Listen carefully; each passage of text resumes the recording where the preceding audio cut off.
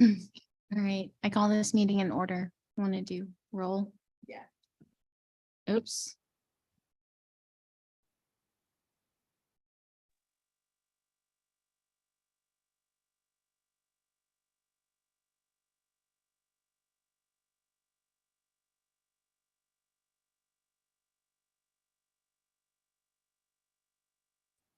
All right, so we're going to call roll who's here real quick. Don Bodefeld. Okay, if you could put your mics on and you can just leave them on. Present. Sandy Bridge. I don't think she's here. Elena Chartier. Here. Ecola Collier. Here. Jamie Martin. Here. Leslie Martin. Here. Walt Martin. Sure. Turn your mic on, sir. You gave me one that didn't have a plug in. All right. Didn't want to hear me tonight. It's okay. Marcia Patrick. Here. And Jerry Stranick. Here. Thank you. Allison Ryan. Here. And Vivian Rojas. Here. Okay. We hear you, Vivian, but it's a little low in volume. And Chris Lethine. Here. All right. All right, well, to start off, it says review commercial business districts, land use tables, but I thought we could start out with what some people submitted, maybe starting with Nicola's definition. And in the packet, there's a copy of the COLA's definition on page 4. You have to read it. Sure. The purpose statement that I came up with for the commercial business district. This district is intended to foster a concentrated area of shopping, entertainment, office facilities, and tourist-oriented development and accommodation in a compact, convenient, and a pleasant pedestrian-oriented community center.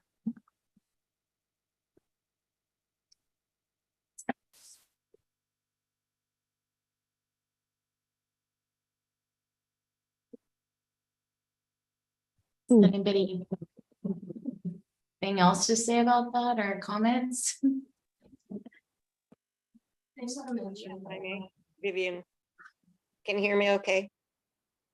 Yeah, go ahead, Vivian. I would just, I think that's a very inviting purpose statement. The one that the city has already, we've got, this is a much nicer one. But I think I would like to also see it in addition, I'm not sure what wording, is also not only tourist-oriented development, but for locals also, for the traffic of the people that live here, a business district that invites the, and I'm not sure how you would word that, Ecola, but I think it's of our interest to make sure that we expand that into people living here all the time who enjoy our business district, and hopefully we'll have something that's available to us year round in different places. Just a comment, but nice job. I like the way you worded it.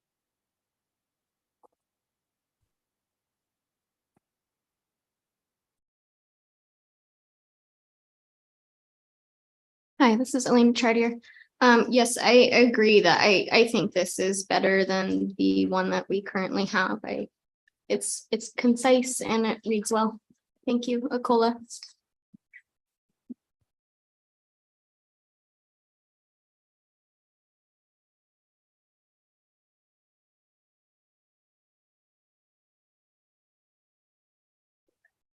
Thanks.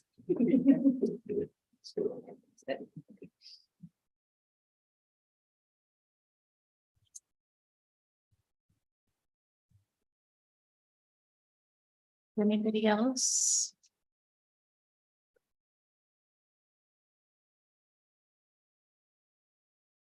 That is a positive statement and fits well with everything that we are trying to accomplish.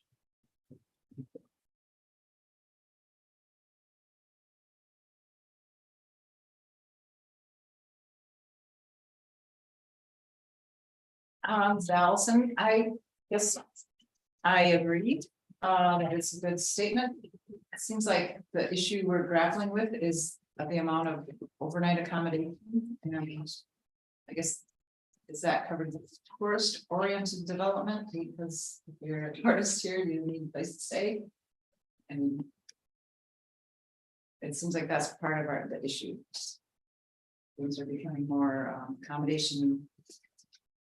These less walk-in business.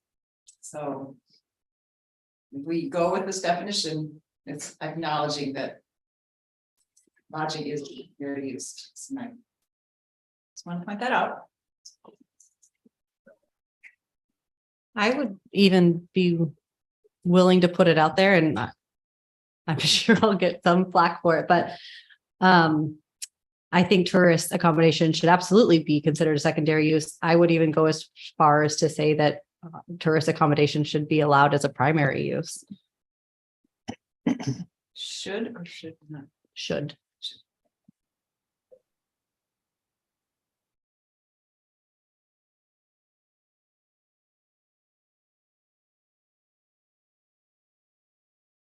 This is Leslie.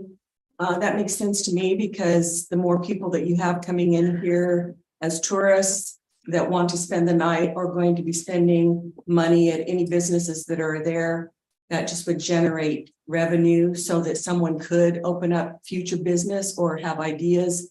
And each year that we have more tourism and things like that, the more it prompts people to open up a business and to utilize what we do have here. I think that's a good idea to Cola. But this is Vivian. If I could get clarification, I kind of lost what was said. Is that it adding on to this purpose statement? I'm sorry, I missed what you said. And that Allison, I think Allison started the conversation and then Nicola added to it. If you could rephrase what it went out of my information here. It's changing it. It's recognizing that tourist oriented development includes accommodations. Well, it does say tourist oriented development and accommodation. Okay. And I believe to add just to that, if you go through and read the document, the City of Segovia Comprehensive Plan, it actually focuses on lodging for transient fishermen and also tourists. It's part of one of the primary needs for the City of Segovia. So it was the first time that I'd read this from start to finish, but it's very enlightening because the things that we are trying to fight to be able to keep, or that maybe not fight isn't the right word, but that we're trying to keep, or that is important for me, at least as a business owner, to be able to keep, is very clearly in here as something that's needed. And so. Oh, this is Jamie. Just a little, I mean, we obviously know, yeah, we're tourism is what keeps everything down here going. And I don't really know if we should limit the nightly accommodations because the waterfront is where people are going to want to stay. And I think that's important to have that in there. And it's not that we're just trying to have just businesses. And I think nightly accommodations, if I was coming here, that's where I would be wanting to stay for sure. That's where the first place I would book is a waterfront suite or something like that. And I think, you know, as far as like the purpose, I actually really liked your definition. And I know with the tourist oriented, but at the same time, do we really need to add for locals? I guess, because we already know, you know, it's just kind of in there that the locals are going to use it too. It's just the 2 cents. Does anybody else have anything?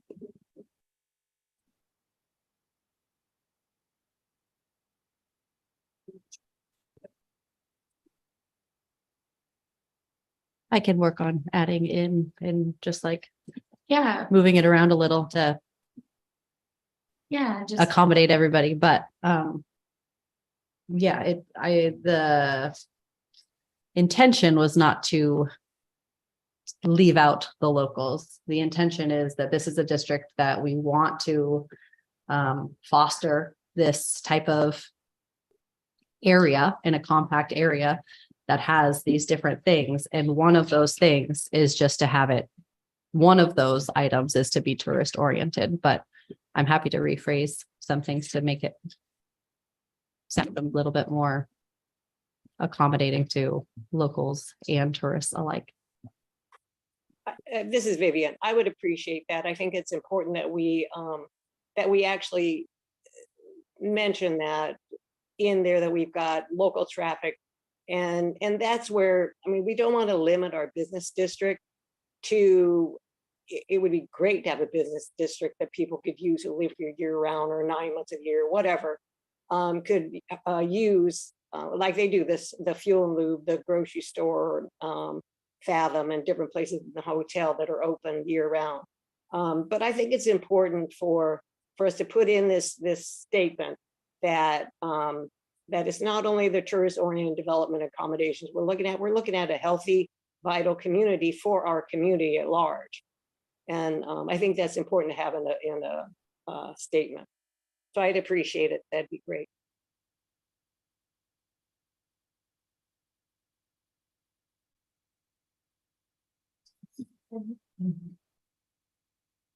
I was wondering if at the end of the sentence, if it was for visitors and locals, would that meet the requirement?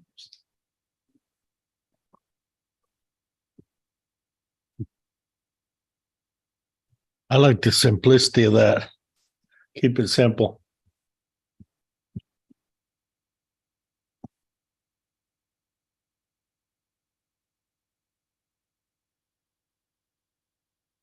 all right, well, does anybody have anything else? And I guess we could just work on, people have suggestions, and then Nicola will work on it. And then next time we go over it again. Does that sound fair to everybody? Okay. All right.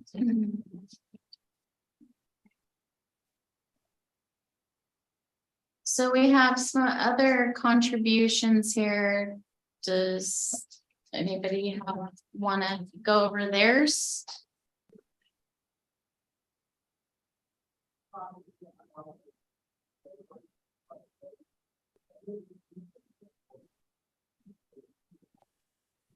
Hi, yeah, Elena Chartier. I listened to the comment that we were going to do line by line and kind of go through things. So I spent a long time working through the land use table and the other sections, that the definitions. And I have to say, I was actually, I know I've heard it been said that there are incongruencies between things, but seeing it in front of me, I was actually surprised. And I can see how the business owners, and especially people trying to run overnight accommodations, could be confused, to say the least. So I heard that, from this committee, what we really want to focus on is clearing that up. And I focused mostly on that and the changes that you'll see on this next page printed out by Liz. I don't know how exactly we want to go through this. I started with the land use table and just kind of went down one by one. So you'll see the first thing I noticed was accessory structure on the land use table. It's for commercial business. The accessory structure is permitted, but it excludes directly in its definition the use of an accessory structure as a living quarters. But this is incongruent with the current cabin rentals definition and also the proposed nightly rentals definition, which was given to us highlighted. which allow for an accessory structure to be a dwelling unit. So I would like to see that cleared up.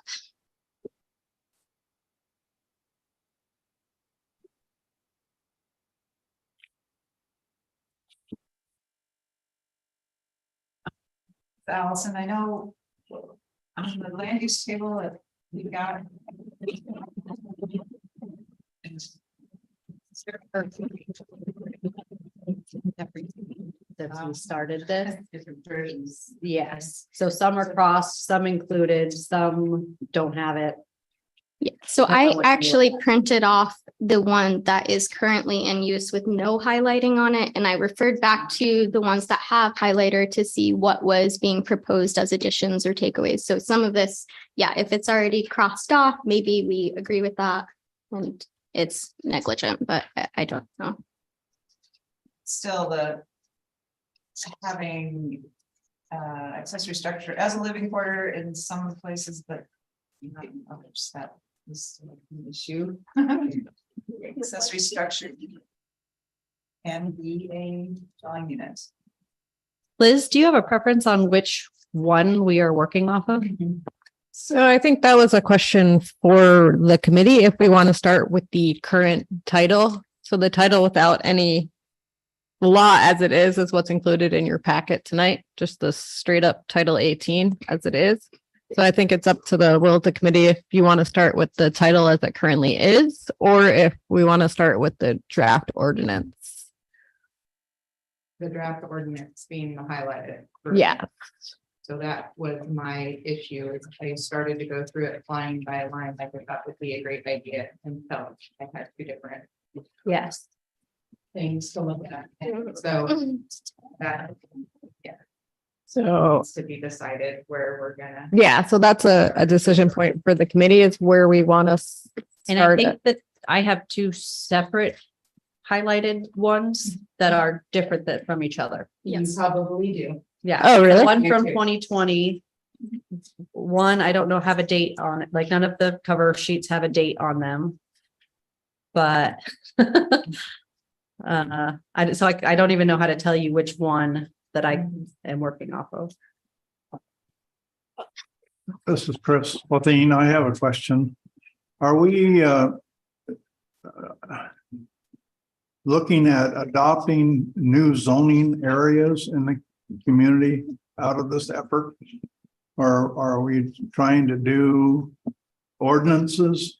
Because I'm confused. It seems like the most important thing would be to do is to adopt what we feel the areas ought to be for zoning, which in my opinion, page 57 of the comprehensive plan pretty well speaks to what people in the community have said that they wanted to see.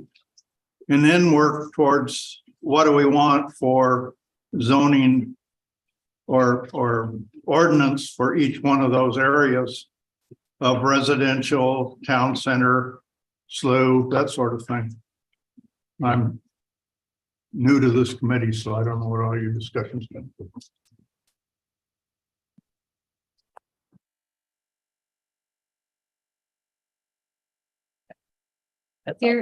Here's the, when they first sent out the public notice for what we wanted to accomplish in the meeting. I don't think it talked about changing the zoning. I think that was introduced when we first started talking, like that could be an option. Right. But the initial idea was just to go through the commercial business district and the land use table.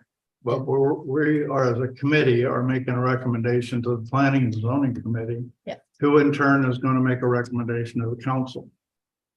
And it seems like one of the issues that we ought to be addressing is the zoning issue. Very well, thank you. Checking in with the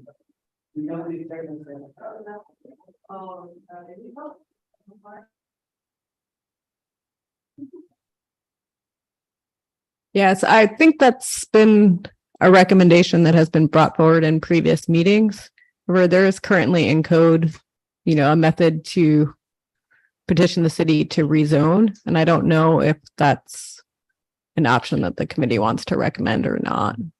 But if I brought up some of that, Liz, and I was kind of going by this comprehensive plan too, and I realize that probably what I'm talking about, we need to go before whatever process, but it would be nice to have the recommendation. I think Allison caught on to it the very first meeting is like, why is this in that? I brought up something with Heidi the other day. Why do we have two commercial businesses in a public area? And she said that evidently that street, they're calling it economic development, which doesn't show up in the zoning. But when you look in the blue over there, nothing's allowed, nothing, zero. So I think we have to address that too, even though maybe the city's taken action, but somewhere it should show up in our zoning. Whether that's a new zoning or maybe we should at least have a recommendation as to what we want the counselors to hear from us.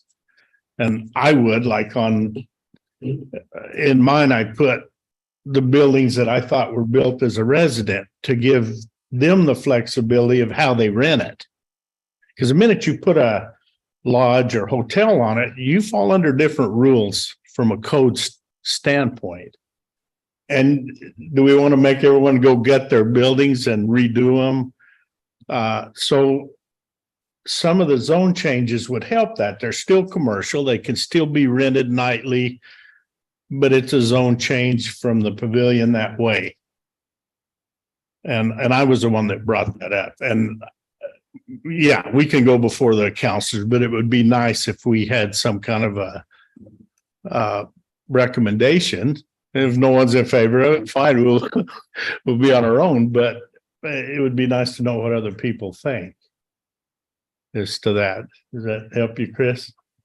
Yeah, I'm of the opinion that we ought to just forget what we have as a zoning map right now and throw it out the window because it doesn't comply with what we already have going on in our community. We need to look at from the standpoint of what do we have going on in our community and build a zoning map accordingly. So we're not sitting here making ordinances that are going to make people mad and say you're not in compliance, so now we're going to fine you and on and on and on. I mean, that doesn't make sense to me. What does make sense to me is starting out and looking at what we have as a community. We already know what we got in town. We know what people are doing and everything else, and build a zoning map accordingly. So that's my 2 cents. Madam Chair, if I may. Go ahead. Yeah, well, I think we need to stay focused on what we're doing. And I think the group was given a task by the city council, by the P&Z. And I think there's people on board in this group that have their own personal agenda of what they would like to have done in their area or what they own. And if a building, I keep on hearing about the building that was built for a residence and how it's placed, you're right. The person who had it downstairs, he hung a survival suit and he did fly, or he made flies for fishing. He got away with it. That's not what our business district is set up. So I think we really need to stay focused on what is our business district? What do we think would make it and help it grow, and go through the land use chart that we have in front of us and then move from there. Otherwise, we're going to keep spinning our wheels. I mean, that's my 2 cents. And you're absolutely right, Chris. This goes to P&Z and then it goes to the council as far as your recommendations from this group. But I really think that we need to have work through our task that we have in front of us. Thank you. Debbie, and I really appreciate, we have been at odds about this whole issue for some time. I have been at odds with you about this because you go on to the premise that you got to go hammer people and give them a fine if they don't do what you want them to do. Unfortunately, we have a community that is very diverse and people are where they're at right now. And I think we need to really be thinking about the folks in town and building a zoning map that fits that so that we don't have to have fights. I think what Vivian is saying, though, is that's not what we are tasked with. I Yeah, that- understand that. that's I'm not- not so sure that we can't task ourselves with something else if we want to say to the planning and zoning, this is what we think. I don't know that we just are locked into, okay, this is what our task was. We can't do anything else. Then I don't need to be here. Well, and I agree, but you guys were the one that sent us this comprehensive plan. So it's part and parcel of everything we're doing here, or why did you send it to us? It's a lot of wasted paper at $3 a sheet or whatever we're charging. If it's part of you sent us, then it is part of this, what we talk about. And, to be honestly fair with you, Vivian, I listened to everything you said last time, what I could hear, and we went back and listened again. And I've asked everybody in town, what business were in those properties from the pavilion that way? And no one can answer me, a token business or a skirt the law business or nothing. Oh, well, that's really simple. It was a skirt the law. That's what Pardon? happened. I mean, what would you put in it? What would you put in that tomorrow? That's not my. When you buy those lots, you buy with the intention that they would develop business. But I really think we need to stay focused on what we've got in front of us as a group. And tonight's, we got I think we just need to stay focused on what there is. I mean, I'll leave it to the whole group, but I'm just saying on my end, to stay focused on what we have in front of us and maybe try to get that done for the evening would be great. Madam Chair, may I? I do feel like there was confusion from the start, just to catch everyone up about the purpose of this task force for those of us that didn't come from a background of knowing already. I think many people walked into this task force understanding that we were clearing up the issue of the nightly rentals, but that is not how it was immediately given to me, at least. And perhaps there could be, we could circle back and have some clarification as to what was written about what this task force was set to do. I remember it being in the email and on one of these sheets. I'm busy trying to find it, but I cannot find it, so I apologize, but thank you. Okay.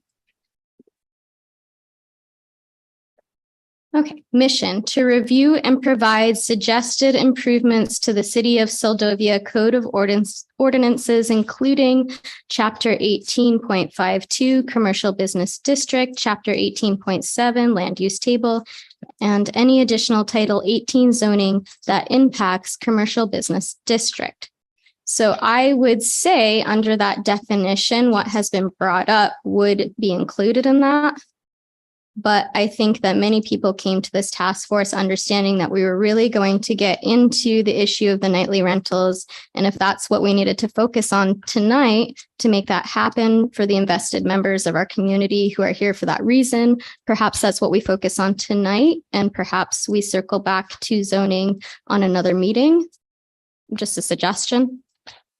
Okay, well, I think one of the things that's why we were not all on the same page.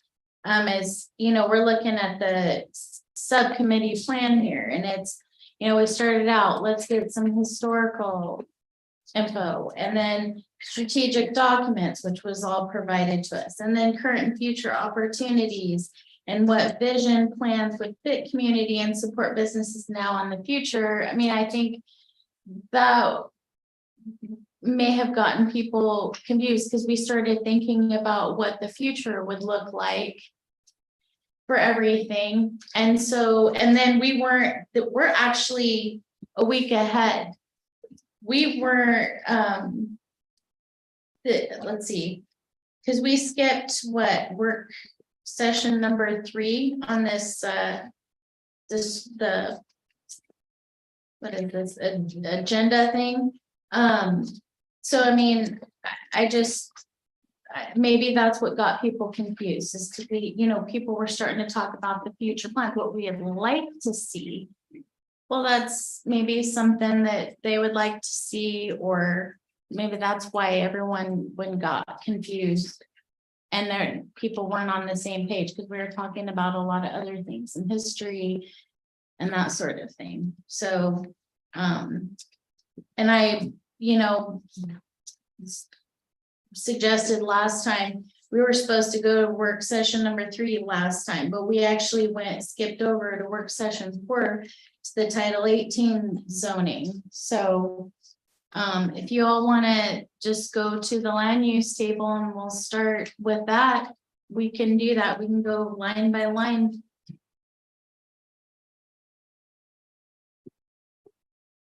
I think that's a good way to go, and I think Elena's input.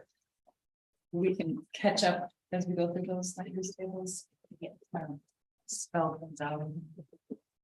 Okay. Other people.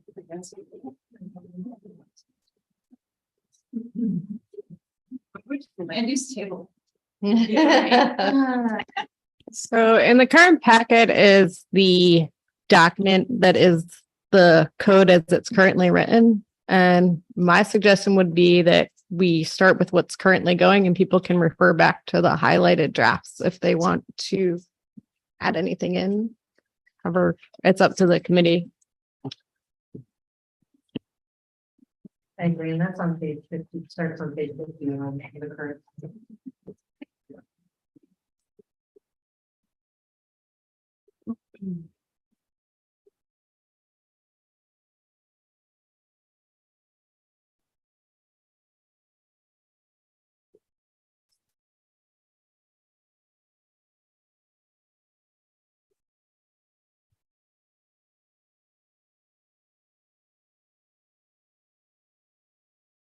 But I'm gonna put on the screen just the current Title 18, the table, so that everybody can see it.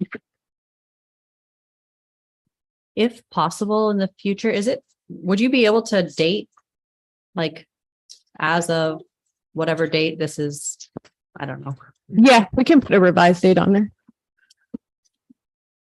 just so we have an idea of which one came first and which one is current and. I don't know, just something on the document so we can see. A reference point. Yeah, absolutely. Madam Chair, if I may. Okay, so what I was talking about on the accessory structure on the land use table, if you go to accessory structure under definitions and you go to C, you'll see that it says accessory structures are not permitted as living quarters. But I don't see how that will work if we're also defining a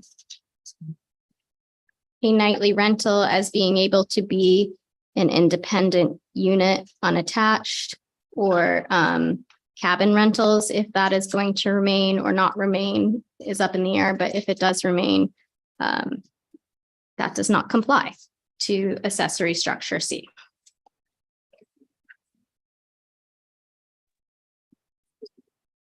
Accessory structure C says a detached structure.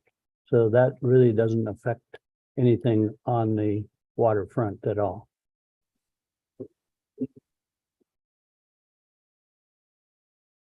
That's a good point. I was just trying to clear up for future uses, and especially if anybody has building plans, especially if we clear up this issue on nightly rentals and people see this as a possible lucrative business plan for themselves and they wanted to add something on their property, maybe it's worth clearing up. Are you wanting the accessory structure to be permitted as a nightly rental? Because it's current under my accessory structure C, it says they're not permitted. Not permitted.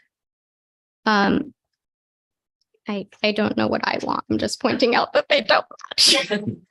Okay, so where are you seeing that the accessory structure could be permitted as a living space?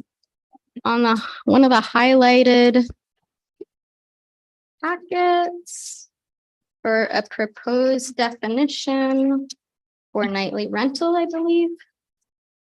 Can you give me one moment? Yeah.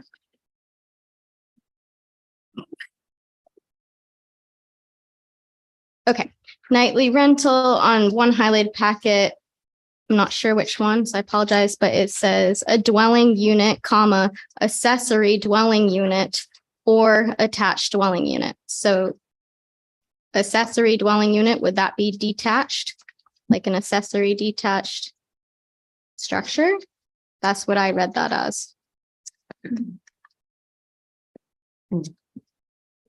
This is Jamie An here. accessory structure is a detached structure such as but not limited to garages, sheds, playhouses, storage buildings, pergolas, garden structures, greenhouses, private studios, boathouses, and decks. That is clearly incidental to the customary found in connection with a principal building use. And then lists.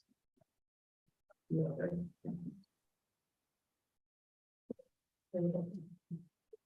So I think under that definition, the accessory dwelling unit listed under nightly rental would mean detached. If I'm following, so I honestly don't have an opinion here, guys. I'm just trying to show that, and this nightly rental that I'm looking at, this is not currently what's effectively, you know, in law. It's just a suggestion for what should go through. So maybe just have some consistency in our language here and decide if we want to ask that accessory structures be considered for living, or if we're okay with them not, and we are only considering attached, you know, attached units for nightly rentals.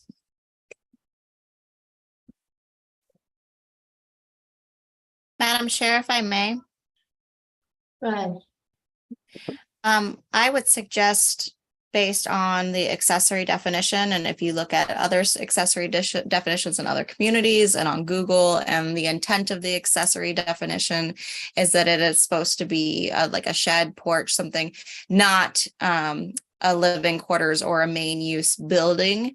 And I would suggest sticking with that instead of reinventing the wheel. But of course, the recommendations that come out of the committee, you know, they come from the committee. So it's up to you guys on what you want to decide there. But administratively, it doesn't make a lot of sense to have a nightly rental and have that defined, or dwelling units and have that be defined, and then have accessory uses and have that also encompass those things.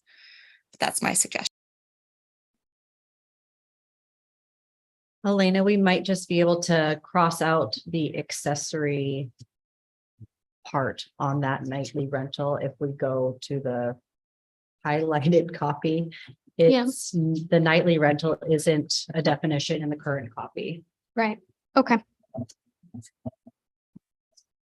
So just like re-looking at what we could define as a nightly rental.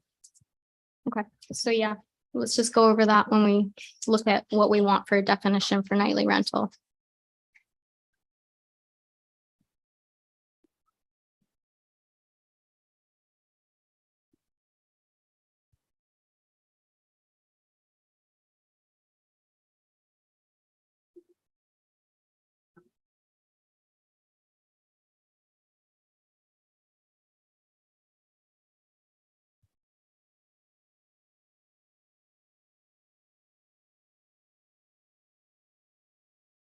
Madam Chair, if I may. Another thing that I did notice on the land use table was that the lodge did not seem to be in congruence with dwelling unit nightly rental, which was listed earlier on the table, because the lodge is permitted, whereas the nightly rental can only be a secondary use. And that is what is in effect right now. Okay, so the lodge is permitted and the nightly rental is only a secondary use. But the lodge in definition includes 5 or fewer guest rooms, which would include a dwelling unit nightly rental. I feel like by definition, even if that nightly rental only had 1 room, it would still by definition be a lodge. So what?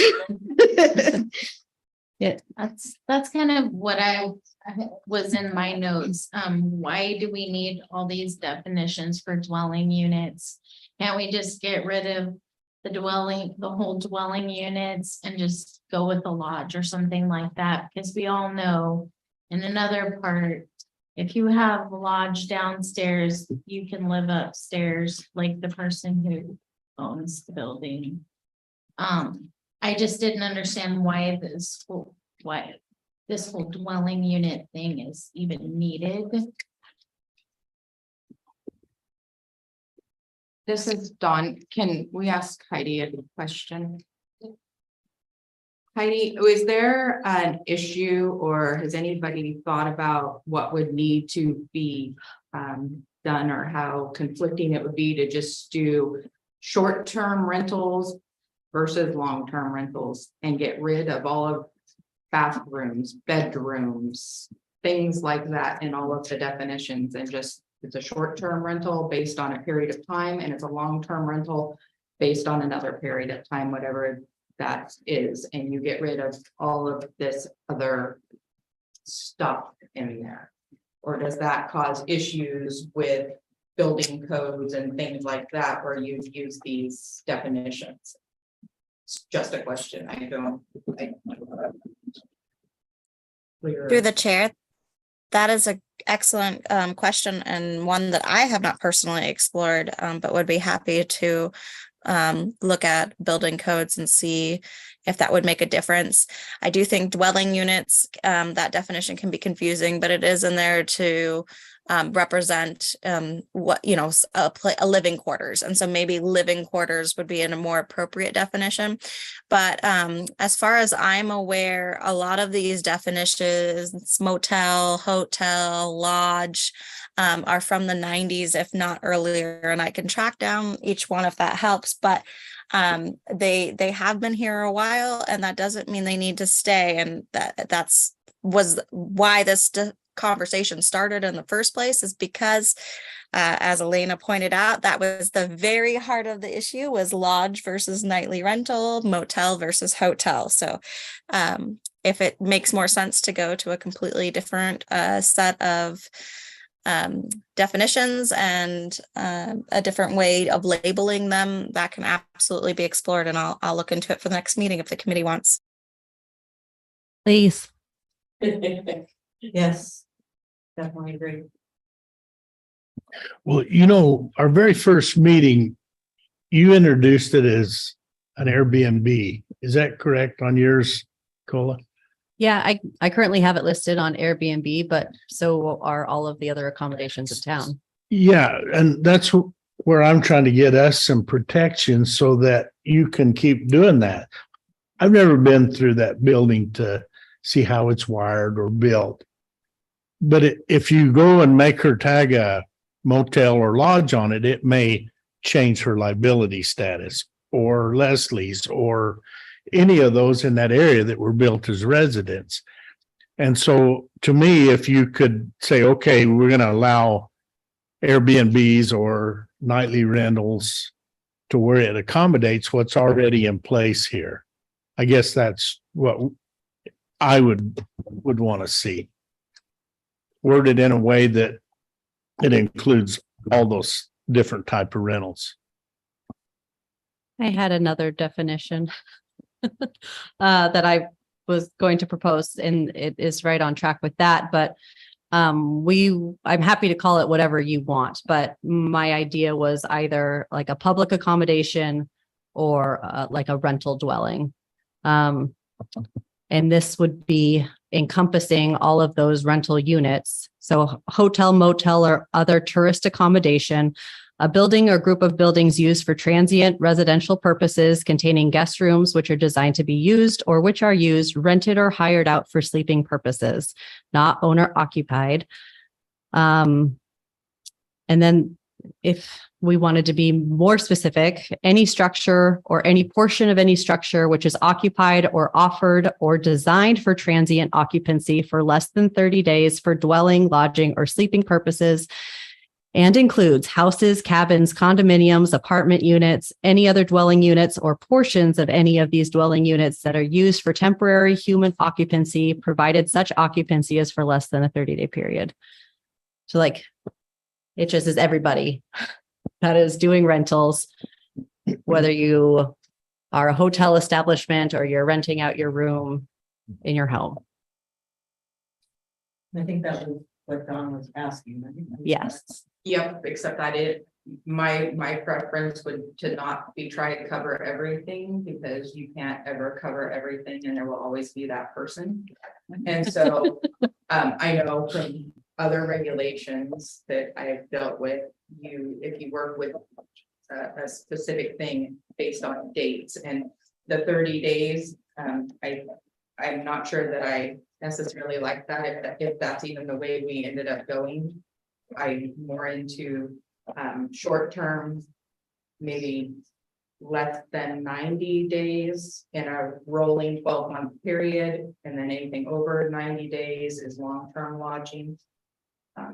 Because I think what's going to happen is, based on business, things are going to change how people end up renting out there. It could even be like less than a year. Because Right. I mean, long term, we hope people stay longer than a year. We want them to be here long term. We do have people that come for short periods, but it's still longer than a vacation. So it would be helpful. I mean, I'm going back on this own definition, but these are things that I had found that other cities or other small tourist communities have done for their verbiage. So I was borrowing from them, but for our unique community, I think it would be helpful to have a definition for what is considered long-term and what we would allow for short-term occupancy. Thank you through the chair. Sorry. I just was going to comment that we do have long-term residential rentals defined as 30 days. And I'll double check as to the logistics of that, but I believe that also has to do with our tax structure. So for instance, if you are renting to somebody for more than 30 days, then that's considered a monthly, a residential rental. If it's residential versus nightly accommodations, and it's a different tax. It's a tax for the month versus as if you're renting to somebody nightly, then that's a tax each night. So that may not work with current KPB regulations, but I can look into that. This is Dawn. So when I talked to them actually just recently, because I had some folks that could potential or have stayed for the excess of 30 days, and they basically told me that, at least the lady I spoke to, that the definition goes to a service. So if you have a service that is greater than 30, that is 30 days all encompassed into one billing period, you only have to charge for that once up to $500 for that one service. But then if you charge a night, if you're less than 30 days, then you have to charge the nightly rental rate, and they get charged tax on each one of those nights. That's how it's explained. So if you have somebody that you are charging as a monthly rental for 1 month, you only have to charge tax on that for up to $500. And if you are charging, if you rent to them for less than 30 days, then you have to charge a nightly rent rate. And you pay tax on the entire You bill. pay tax on the entire thing unless you have a monthly agreement. If you have a monthly agreement, then it's only on the first $500. But for sure, if you could get us that information, that would be awesome. From maybe. Yeah, I think that's exactly what I was looking for. And in that, trying to remain consistent with the 30 days seems like that's the threshold. But something to consider for the committee. I think it would be beneficial for our community, since some of us that do run short-term rentals, that through our busy tourist season and our main income is from tourism, but then trying to help accommodate the community by allowing longer term renters to stay. It would be nice to have that flexibility to accommodate both. So, like I rent to, Mugs for Fathoms. It's only 500, the first 500 is the only thing that's taxable. Sure. And then any of the long-term rentals that I have, if it's over 30 days, only the first 500. Sure. And then after that, Well, just like for our own purposes as the committee for definitions moving forward, it would be nice to not allow us to do one versus the other in the district. I see what you're saying, Akola, and I would say that the restriction in the district is the primary use, is the way it's listed now. Not saying that's how it has to remain, but for instance, Dawn talking about her long-term rentals. So if she has a primary business where she has nightly rentals a few months of the year, and we don't even have it defined how many that has to be, but she does provide that service. And then that's the primary service. Then the long-term residential is actually considered a secondary service. And we don't have any restrictions on that. People can run a secondary service or resident, live as a residence, as long as the primary purpose is occurring during the year, is how that's currently at. And that may not meet your need or intent of wanting to open it up completely for both services. And that should definitely be part of the conversation.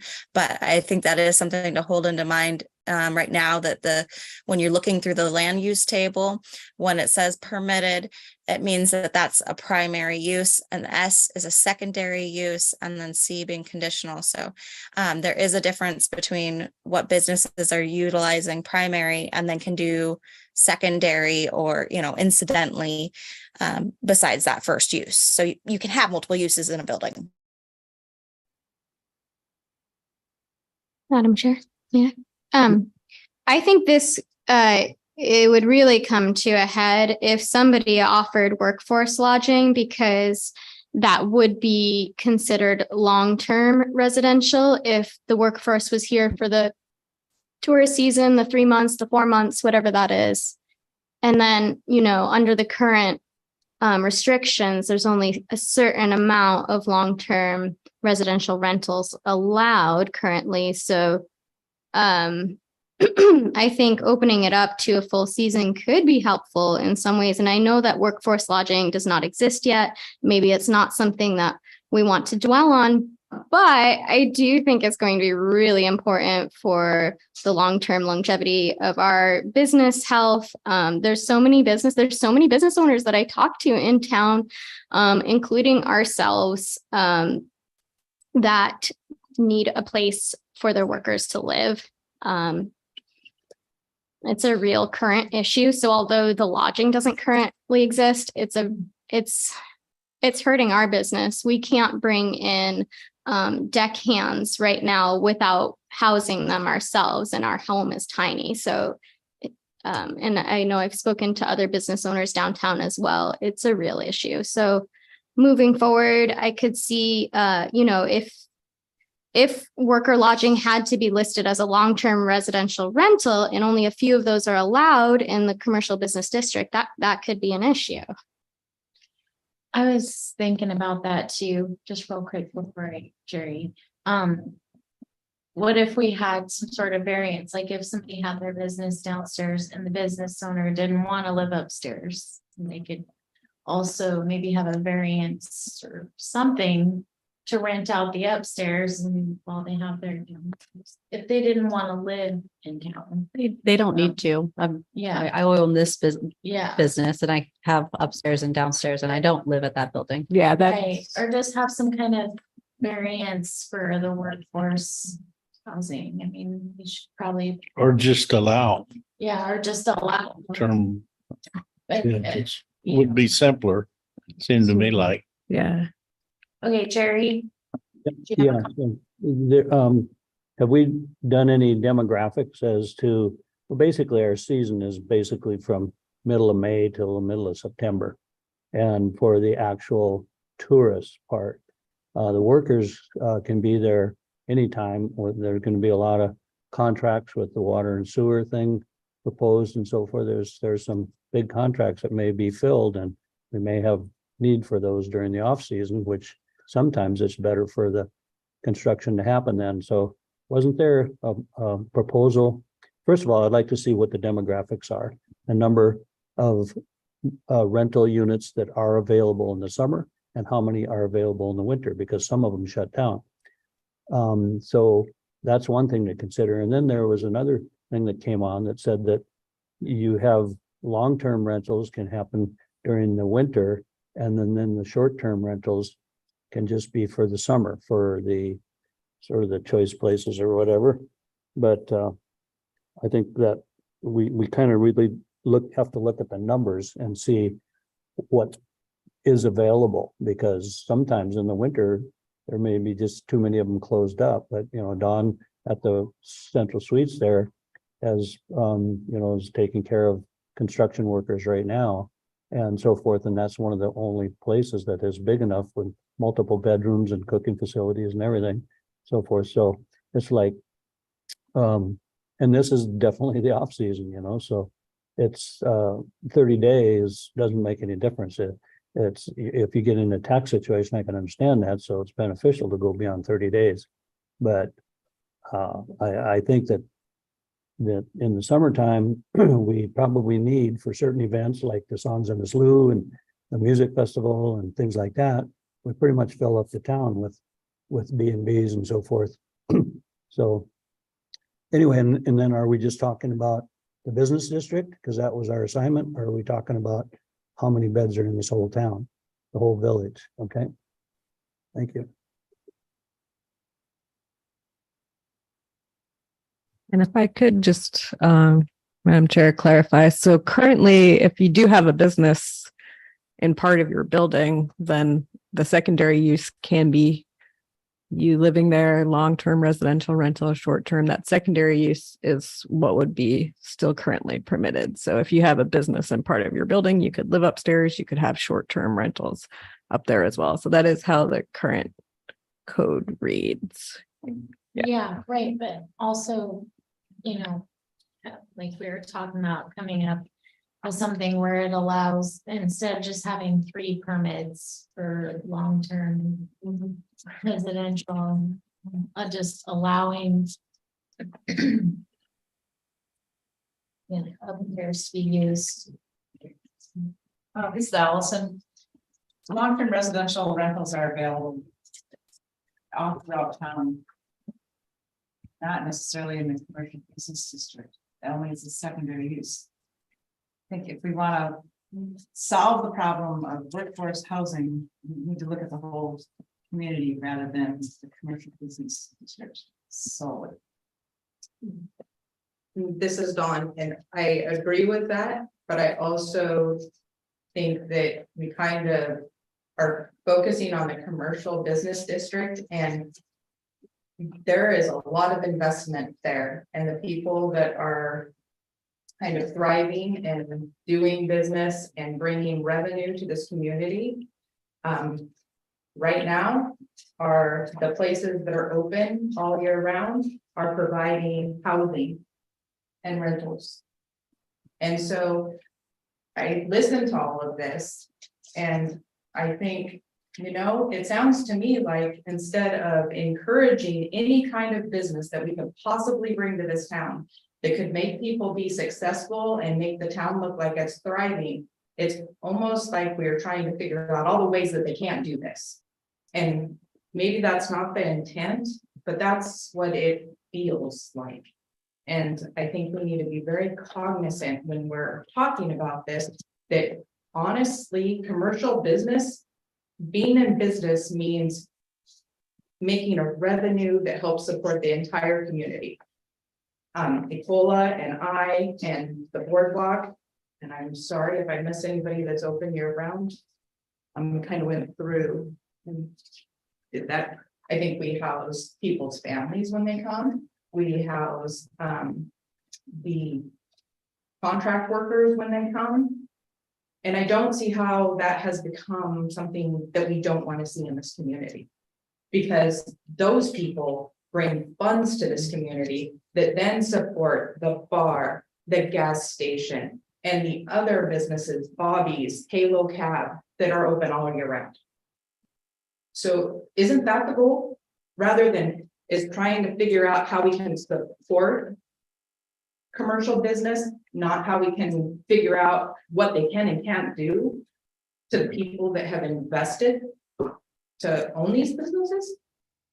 I don't see how we are doing something that isn't helping this community, I guess. And I think that there's a big focus on nobody wants there to be nightly rentals on the waterfront. But the economy has changed. And if somebody can tell me what else that we could put in that waterfront room I have that I rent on a nightly basis that would be able to pay my bills, bring it to me. I'm open. I have mugs that's over here. She has to take another job because she can't stay in business by just doing the one thing that she wants to do. And so I think we better think really hard before we start thinking of things that we don't want people to do. About what then is the alternative. And that would be, in my view, vacant buildings up and down the street that does nobody any good.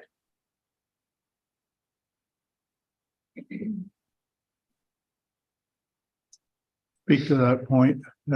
That's the point I was trying to make about the fact that we ought to start from a positive side rather than a negative side of things.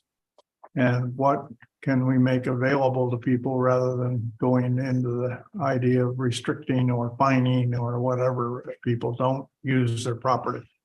So anyway, I agree with you, Don. Vivian. Go ahead. Yes, thank you. Great points brought up. I think the city council has been at the point where trying to come up with and discuss what should the commercial district look like. And so I think the idea of restricting the amount of long-term rentals was really put into effect some years ago by council, just hoping that business persons could come up with other alternative ideas. And it may be now that it's a different picture. And we definitely need places for people to stay.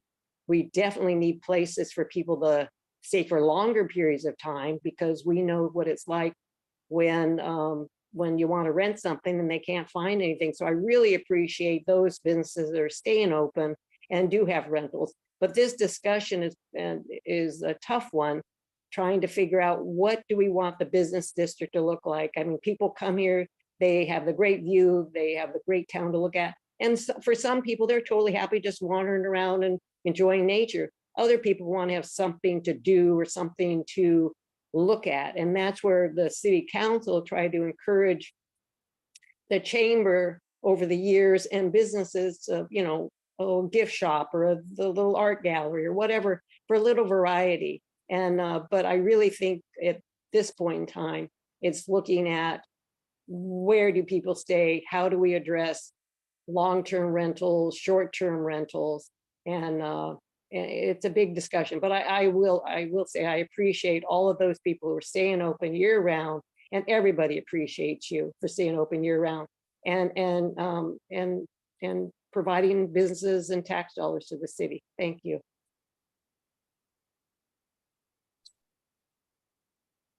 Madam Chair, may I? Dawn, I just feel like that was really excellent point. And I just wanted to clarify for myself that I really, really appreciate the businesses going on downtown. I appreciate that you guys are open year round, and maybe that's not said enough by the general public, and maybe it's somewhat of a thankless job, but I have had my parents stay with you, and as well as many families in town, and we all really appreciate your commitment to creating a great business. I was one of the people, you'll see in my email, that I did suggest that we limit the amount of nightly rentals on the waterfront. And if I could just explain my perspective, it's not to limit business. I come from an area that became very, very wealthy in my growing up years. And there were, 20 miles you could drive by coastline for 20 minutes and not be able to access any of it because it was all privately owned. You couldn't walk down to the beach. Everything was gated. And I just want to caution us going forward that while you and all the other business owners that I currently see are responsible and doing, keeping their doors open and doing what they're supposed to, we're giving an opening for people to be less responsible if we don't word things correctly. For example, if we allowed nightly rentals everywhere on the waterfront and everybody decided that was the better business plan, or we had, a very different demographic of people move in who decided they wanted to live on the waterfront, the heck with the costs, they're going to live in the waterfront, they love the view, and then they open up a nightly rental and they run that for one night and the entire summer, and then they just live there.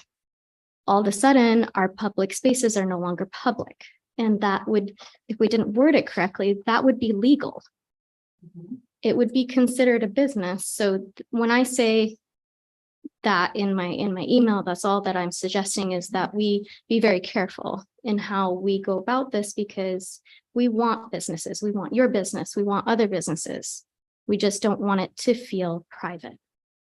Well, that's kind of where I'm at though. Elaine.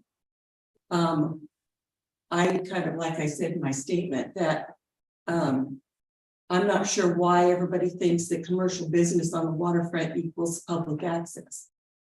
I bought that property, it's private property. So I kind of take exception to that. But all of the properties along the waterfront are already existing. There's already houses or businesses on it. We're not making anything new. So what's there is there. And I think everybody should take advantage of what they can from it and make the best choices for themselves, as well as the town. I'm not going to go in there. I have Seldovia in mind when I live there. I have things that I would like to participate in this town. I would like to give back to this town. So I'm not like some person that's coming in and hoarding all the waterfront property. And I think we need to be careful about how we say that too, so that you don't alienate people like me. So I'm not sure where that leaves me though. So anyways, that's my 2 cents. Yeah, I'm not sure how that changes access to the waterfront, Yeah, there's all kinds of waterfront. whether it's rented or a residence, because it's still a private property. Like each of our properties are still private. Like I want to go to the woods. I'll go to Elena's house and walk by her house to go to the woods. Like, no, I'm not going to disrespect your piece of property to do that. There are other places that are owned by the city or the borough or whoever that you have access to go see the water, go to the woods, or however.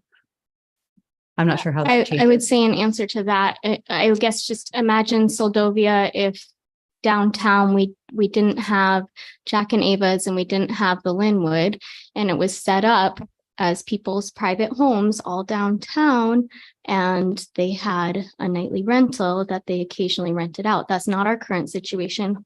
Hopefully that won't be our current situation, but it's all zoned in the same way because it's all commercial business. So that would be legal and that would be allowed if Jack and Ava's wanted to close down and just have a nightly rental and say the hell with it, and all those other businesses, that would be legal. Am I correct in that?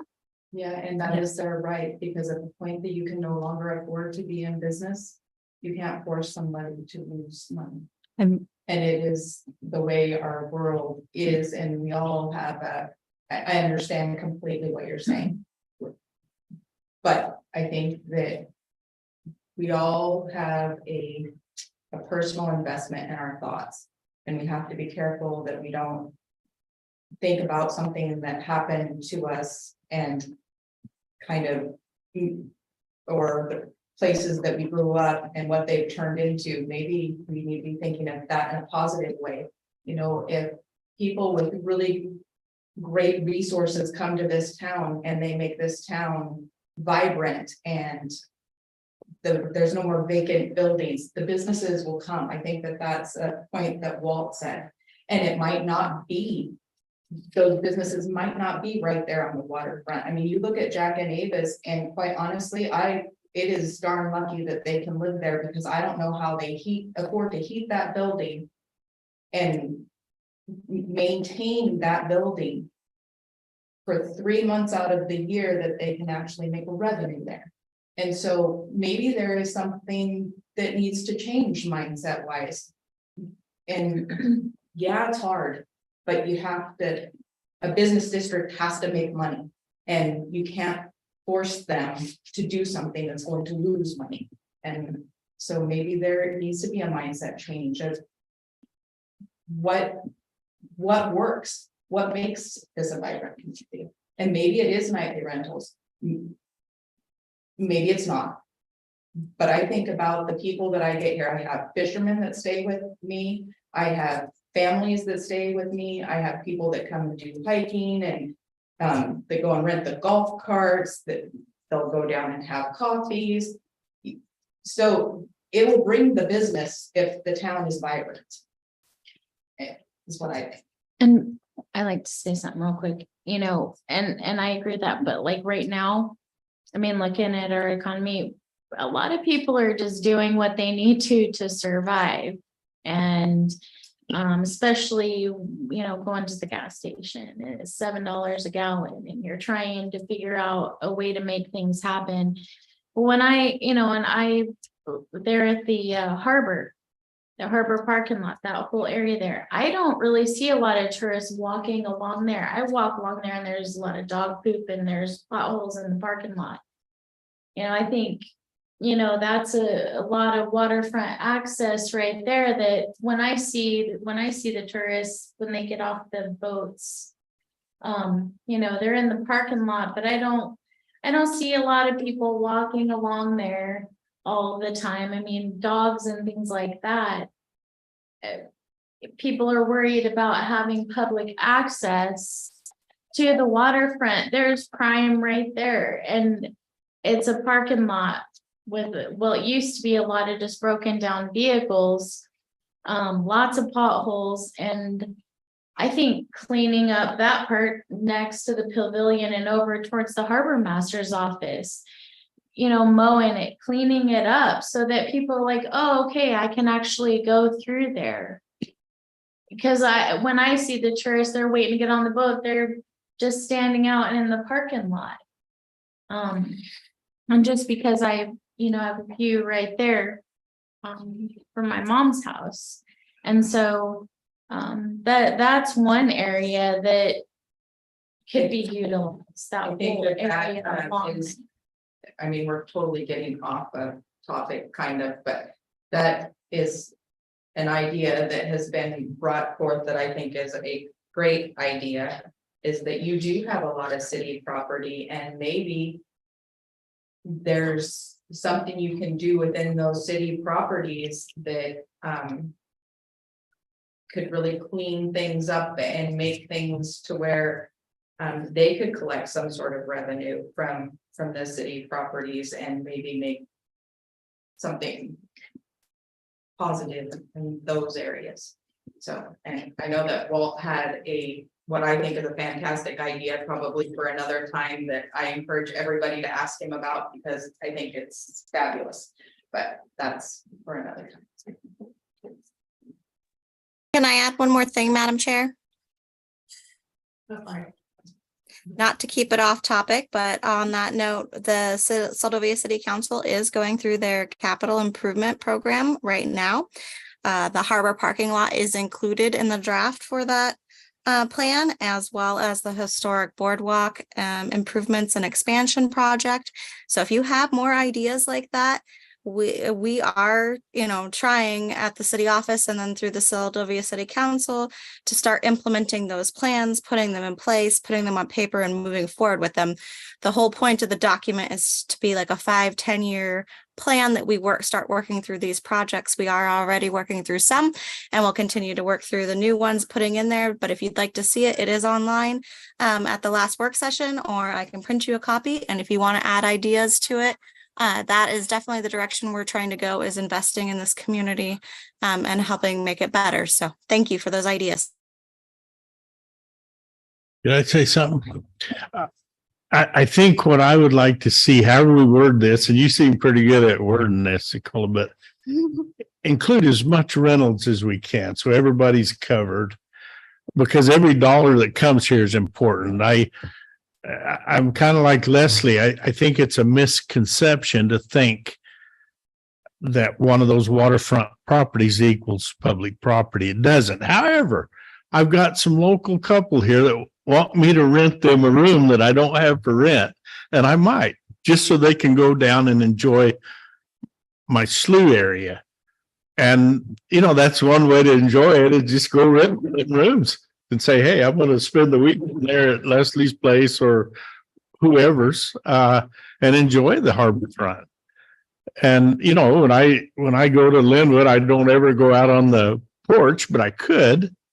And the same with the boardwalk. But if they're not open, you're probably not going to catch me there, because that is private property and I respect that. But I understand, and there is a lot of areas that are open, the streets, the little parks, and maybe we could, keep back to this subject, keep it as flexible as we can so that we don't miss a dollar, period. And we don't put someone in a pinch where they can't rent and can't make money. Because the minute you do that and the minute you start throwing fines at them, you're going to start seeing for sale signs, bottom line. And that's not going to help anybody. And the other thing too is, you keep in mind, we're opening up a lot more. I don't know what the tribe has in mind, but when they tear down that old building, there's just that much more property, commercial property that just opened up, which is almost as much as all of it put together. So you've got a lot of potential there, and there's plenty of commercial property for whatever this little town can afford, or what will come this way. And we would like to see it. But I think the minute we start excluding anybody by these rules, you're just pushing dollars away and say, hey, stay at home, or, basically is the way I see it. Make it flexible. This is Dawn. Just an interesting kind of numbers thing. Heidi helped me put together kind of a list of current businesses that have business licenses in town. And it was pretty telling to me that 11 of the business licenses, and this is not an exact number, but pretty close, are in the commercial business district. But 15 of them are in the residential district. So you have to ask yourself, why is that? My thought process is probably because it's a lot cheaper for them in the residential area to be in business, and also because of the way that our economy and things have changed, a lot more businesses can be run out of their homes. People can do business out of their homes a lot more now. But it was interesting. It was more than I thought it was going to be. There is 5 in the industrial area, and then in commercial residential, we have 8 businesses. So there's almost more business licenses in the residential area than the commercial business district and the commercial residential combined. Did you have a comment? Yeah. I do, about a few things, I think. I think part of the reason why the residential district might have so many business licenses is because of this that we're going through, they have a lot of flexibility where the commercial business district has more, it's like more tightly defined by what we do allow and don't allow in primary and secondary businesses, which is wild that you would, I don't know, that I think we should dive into that more. Like what businesses are actually in business in the residential district and what would be allowed to be in the commercial business district or not, would not be permitted. Like they're in business in residential, that wouldn't be permitted in the commercial business district. I was going to go back to what Elena had originally, what she had last said. The alternative, as opposed to having a short-term rental, the alternative would be if we regulated that more, or we didn't allow it, or we had a certain amount of requirements that people couldn't meet. The alternative would be empty buildings. So yes, if Jack and Ava's wanted to live downstairs and close their restaurant, or they had like short-term rentals or whatever it was, and that took away that building, the alternative would be boarding up their windows or putting a for sale sign on it. I think having people in a building is more important than having vacant buildings. And if that means that we do what we have to do for now, then that's what we do for now. With my business, for an example, for right now, this is what I can do. I mean, I have 3 children, 5 and under. We just started homeschooling. My husband is gone in the summers. Like, I have my hands full, but I'm still trying to run this business as a primary business in that building.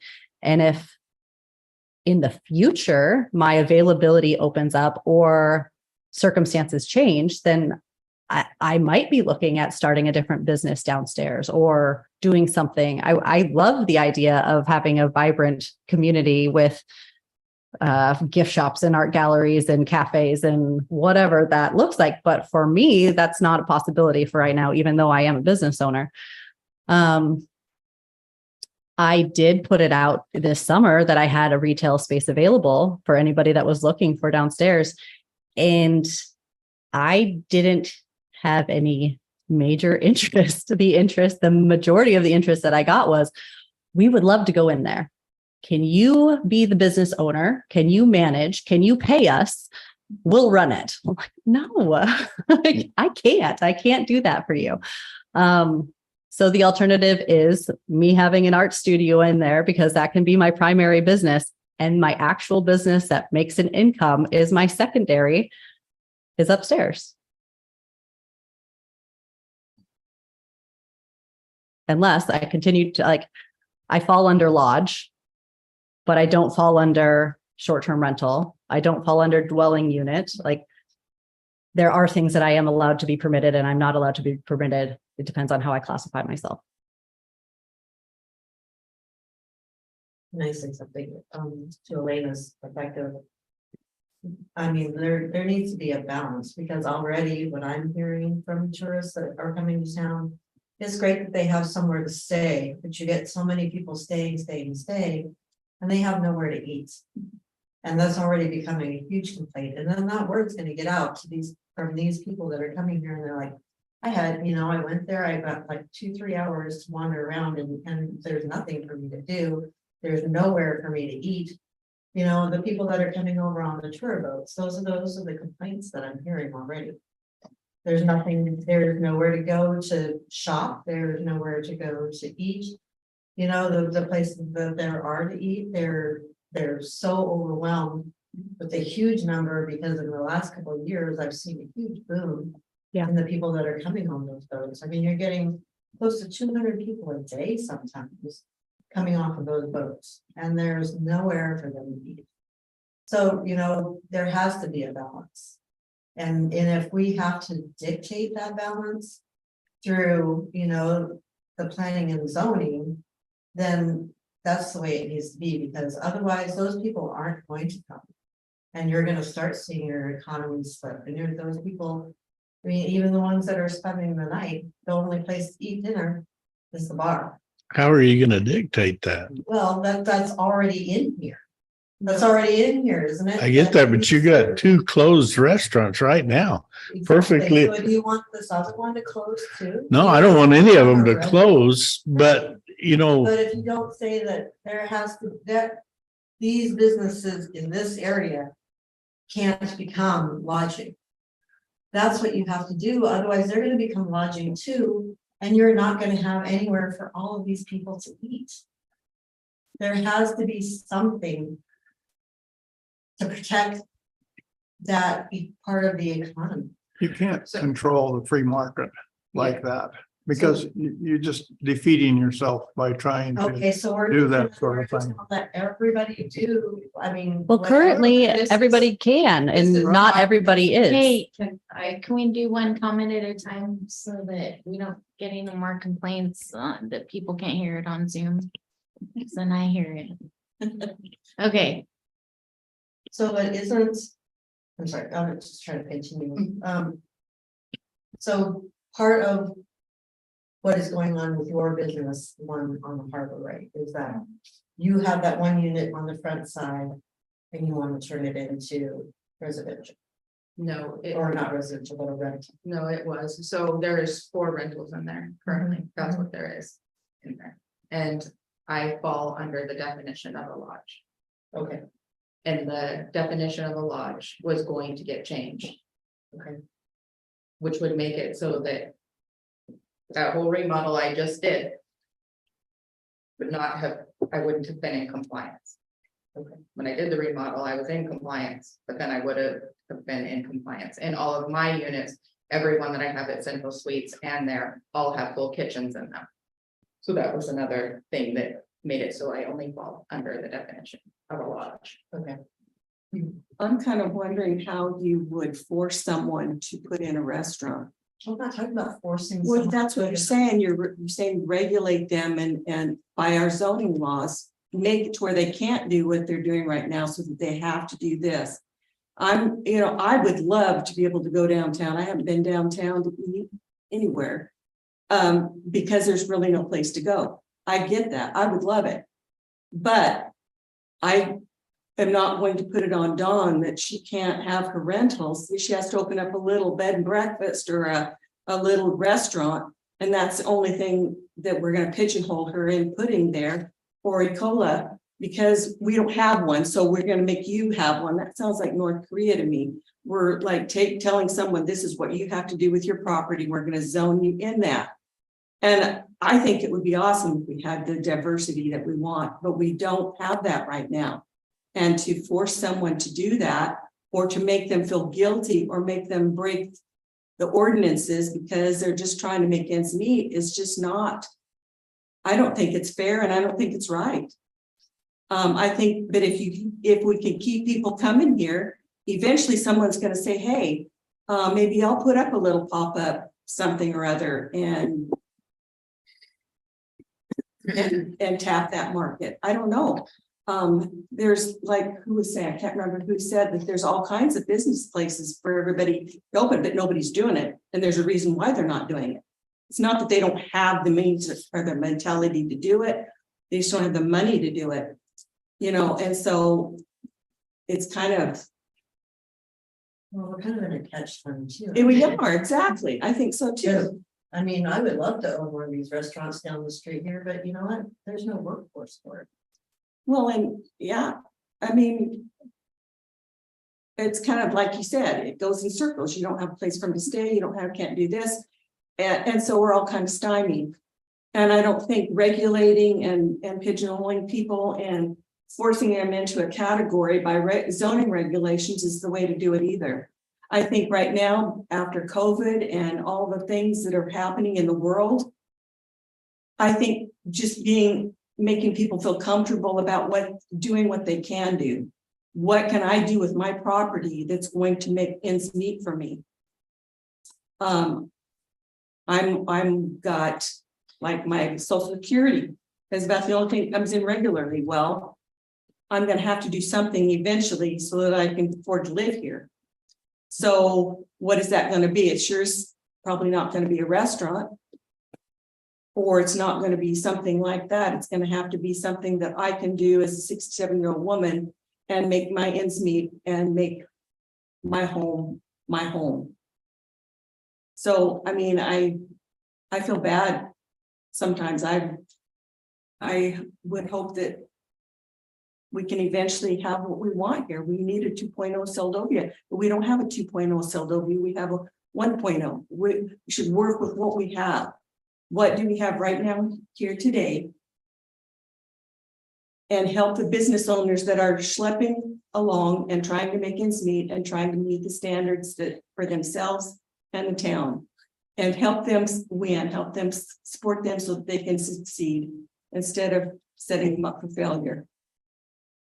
And I just, I just don't like seeing that, but I agree with you. It is catch-22. Well, I'd like to say something also on that. I love to cook. If I felt like I could actually make something here, I totally would have like a little pop-up restaurant or something. But for me right now, looking at this economy, that's probably the last thing that I would invest my money in. Just seeing, we had that food cart down there, and now it's just the Linwood. I feel like, if we could just focus on what we're doing for people right now to get through this situation and the whole economy, if it gets better in the future, it might get to the point where, nobody wants to come to Seldovia and we're just surviving. I just think that like regulating people to the point, especially what's going on in the world right now, is kind of not pointing at you or anything, just regulating and fining or anything like that is kind of like a slap in the face, because some people came in here and invested a lot of money and put a lot of money into these properties, improving them when they were vacant for years. And for me, it's just, I can't even imagine. Like, I want to be in a community where we all support each other and say, you know what, I know it's hard. Like, let's work with you to help you get to a point where you're making some money. Because right now we're not making any money. We're spending money. And, one of these days when we start making money, maybe I'll put a fish and chips stand out in front. I don't know. But right now, that's not a possibility. We're just trying to get to a point where we're actually making money. We're not there yet. So that's just my 2 cents. Can I make Anybody one else? Go point for there, it. Jamie? I had one thought, and your zoning prohibits it completely. But if those folks that own the Mad Fish rented that residence, how many of us would have a lot of heartburn over that? I wouldn't have any. It wouldn't bother me. I wouldn't even know it. I'd be glad it's there. I'd be glad the building's got a little heat in it and being taken care of. In fairness to those folks, till that economy comes back or they can sell that restaurant, who has heartburn about them renting that out? And why wouldn't we want them to? We need more rentals, but we prohibit what we do have. I'd like to see that one where your primary use, let the secondary use be used until things are better. Does that make sense? I mean, that thing's been vacant since 2014 when I first stepped down in the ground in Seldovia. And that person has not got a dime out of that. All they've done is pay taxes and has not received a dime. Now, to me, that says a lot. It's like, that's scary. By all means, let them rent it out to someone that'll come here part-time, full-time. It would give me no heartburn to see that occupied. And I would like. If that's allowed. Pardon? Sorry, not to interrupt, but that is allowed now. There is a residential long-term permit allowable in that district for 3 buildings, and 2 of them are occupied permit-wise. one is open. So technically, any building in that district that wanted to run a business as a long-term residential rental is allowed to do that right now. It is a permitted use that somebody would be allowed to do if they wanted to operate it. Madam Chair, may I? Okay, so a couple of thoughts. Respectfully, I didn't get the notion that Soldovia was dwindling. I got the idea that every summer Soldovia is growing exponentially. Heidi, can you speak to those numbers? And am I correct in that notion? Or are we in fact having, a huge impact on our summer economy with the way that the economy is going? Did we see less and less numbers these last few years, or are we still growing? I remember one time getting information about the number of people coming off the boats in the summer, estimated around 12,000. Yes, and it has increased. So last year was a banner year and they had over 14,000 counted. And that's just off of the tour passenger boats. That doesn't include charters or self boats, airplanes, people coming in on jackloff, but just passenger boats was 14,000. This year, I have the numbers, but not right in front of me. And I think it was a little bit less, but still in that 14,000 range, just because it wasn't as big of a year as last year. But every year until this year, we have seen exponential growth. Even this year's growth was more than the year prior to last, so 2022. Yeah, we are definitely seeing more people every summer. Okay, so to launch off of that, what I'd like to say is certainly many people are going through economic hardship, but not everyone. We're losing our middle class, but there are people that are visiting Soldovia that are not hurting in any way and giving business here in the summer. We're bringing in a demographic of people that has the money, but certainly they do not want to be the people living here year round and operating the businesses. So I think something we might tend to see is people struggling to start businesses, maintain businesses in the upfront before, before they cross the line and start making good money. I would hope and think that in our future in Soldovia, we do have a way to grow, and I think it could support excellent businesses. We have a huge amount of tourism in the summertime, but I would agree with previous statements that we don't currently have the workforce necessary to keep businesses up and running. That's one end. And the accommodations for tourism, overnight accommodations. I, for one, would be sad to see all the public spaces close. I would. Maybe I'm alone in that, maybe not. One solution that I did have was when I saw that permitting process for long-term residential rentals, is there something that we could do in the same line of thought for our nightly rentals? Let's say, we see the need and there's people working in owning structures in the commercial business that want to have nightly rentals. What if we said, here's, go through the permitting process and, this percentage of the commercial business district can be nightly rentals. And once, those slots are filled, you go on a wait list. It still safeguards having a few areas that are not nightly rentals. And I think it would be a strange world if everything became nightly rental. I see that I'm kind of, off the mark there, but I think it's just important when we're moving forward with our wording to remember that we're trying to bolster a healthy economy. We're trying to think of all the avenues that we can support each other, and certainly thinking to that end and everything that we do is important. That's it. So this is Dawn, and I agree with all of those things. I also do not believe that Soldovia is failing. I believe that Soldovia and all tourist communities are changing drastically. The cost of an employee to a business owner has probably doubled in the last 3 years. The cost of transportation has more than quadrupled in the last 4 years. The cost of food has more than quadrupled.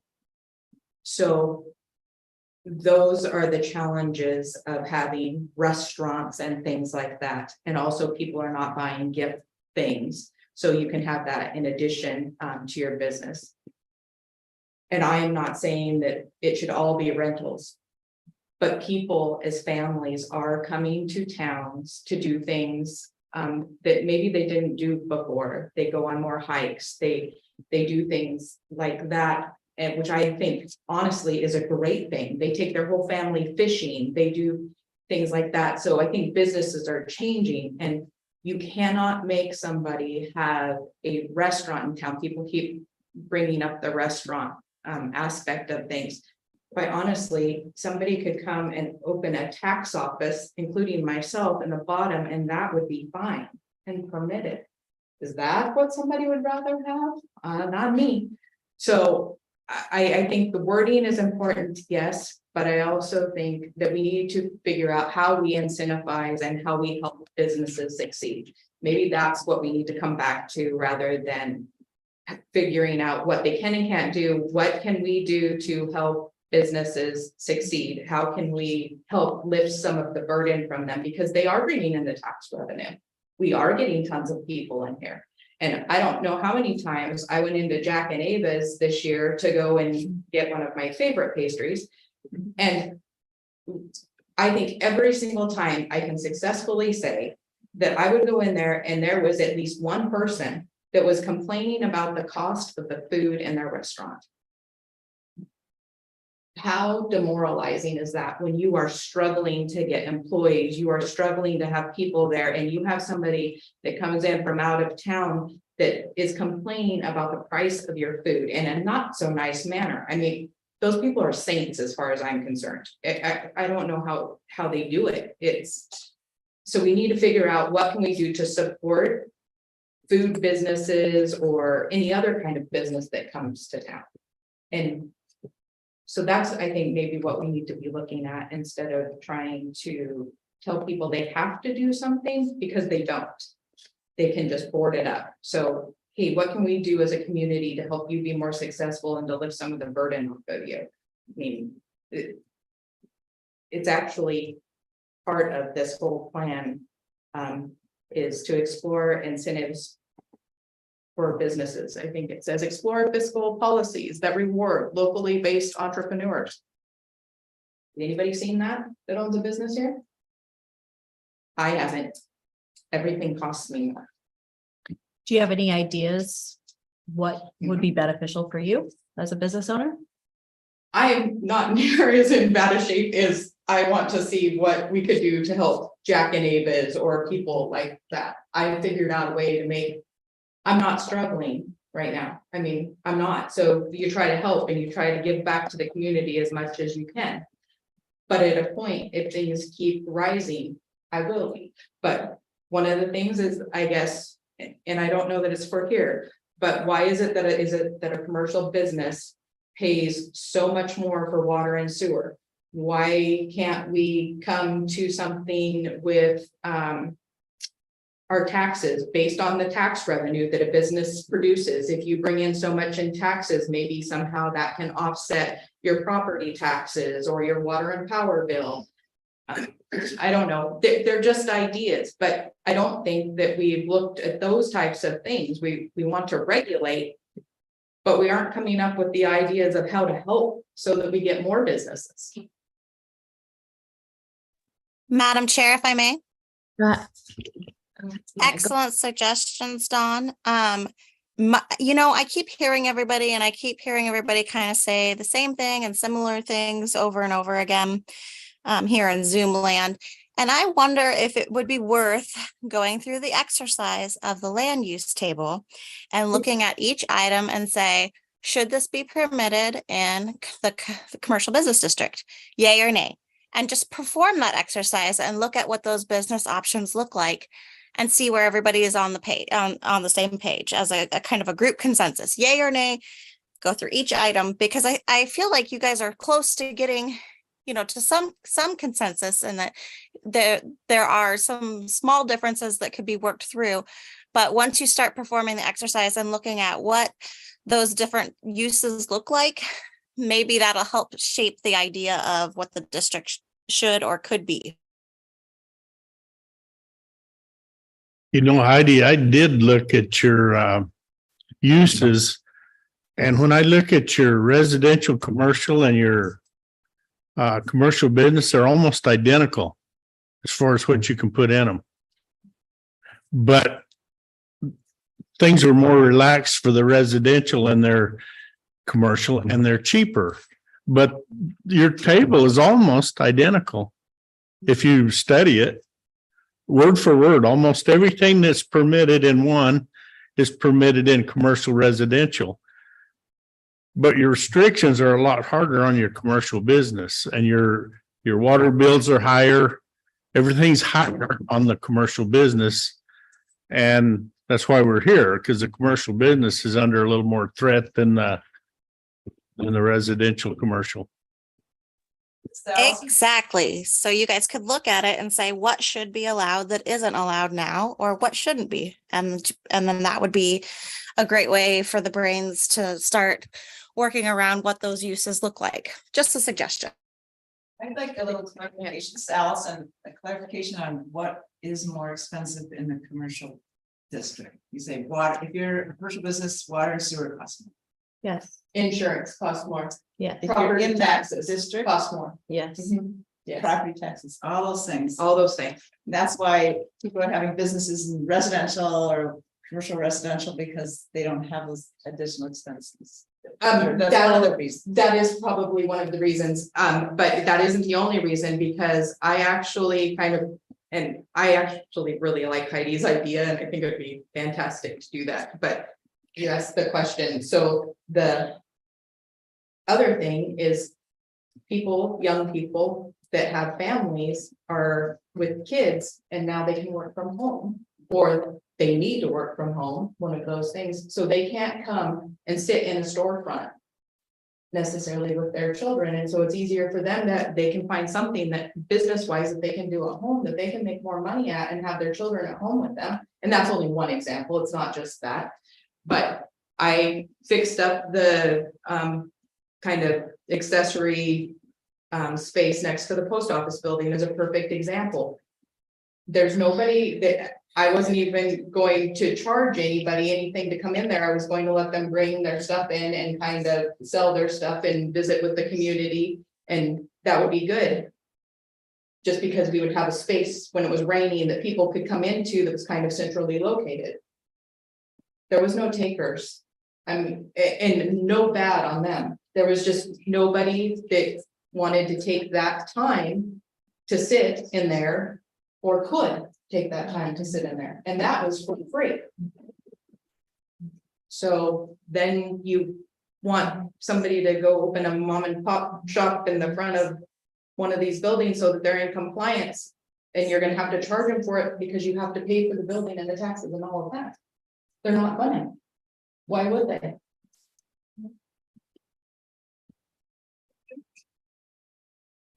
Okay, so we're getting about 6 minutes till 7. We have to let people. Right. So let's go with Heidi's suggestion next time. Yes. So through each one, and yes or no, and right, have your suggestions, as usual, what to change. I'm sorry, say the right, for all the, like the residential, whatever, commercial, industrial, commercial business. Just commercial business. Okay. Yeah, that's what you said, right, Heidi? Just go through each one and say yes or no and have your suggestions. That's a recommendation, because then that really shows where people, where the discussion needs to go. If a lot of people have the same yeses or the same nos, then that's more of a consensus of the group. And you'll be able to whittle down where your focus is moving forward. Okay, so then we'll plan on doing that next time. Does that seem?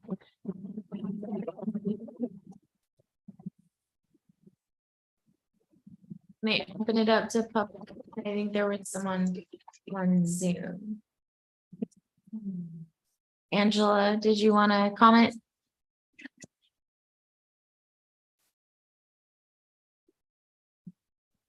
Okay. Next thing, we're looking at the calendar and the 15th and the 29th, because what the 22nd is right before Thanksgiving. So the 15th and the 29th. Meet at 5 till 7.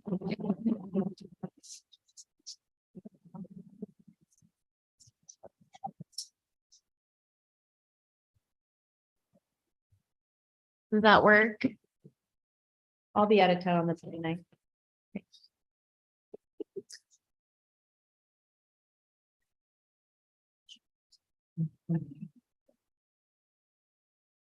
Okay, and then the 2 hours, the 5 to 7. Yes. Okay. I do think we should leave on a positive note. I don't think Seldovia is going down the tubes. I think Seldovia is actually thriving. We just need to figure out a new path. And I don't think that we're the only ones in this situation. I think all small and middle-sized communities are in this situation.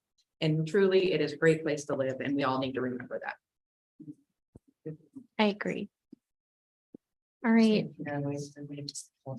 Okay, well, then we'll adjourn. Have a good night.